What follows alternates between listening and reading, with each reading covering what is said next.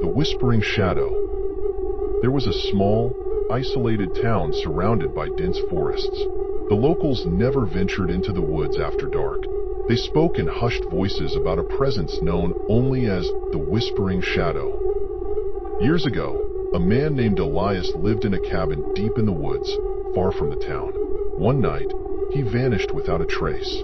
Search parties found no sign of him, just eerie whispers echoing through the trees, almost as if the wind was trying to speak.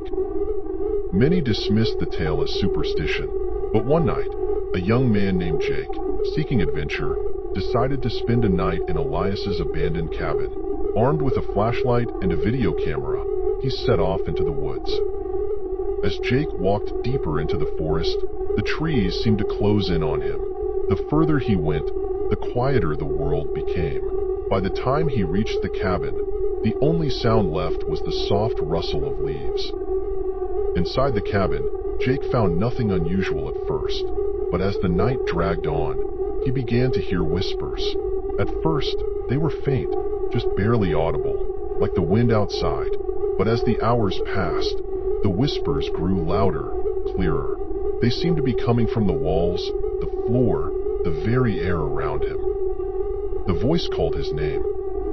Terrified, Jake grabbed his camera and turned it on, hoping to capture whatever was haunting him. But the moment he pressed record, the whispers stopped. Silence fell over the cabin. Then, without warning, a shadow slid across the room, though there was no light source to cast it.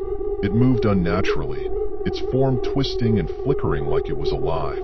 Jake's heart pounded as he tried to leave, but the door wouldn't budge. The shadow crept closer, and as it enveloped him, Jake felt an icy chill crawl up his spine. His camera flickered, and through the lens, he saw something horrifying.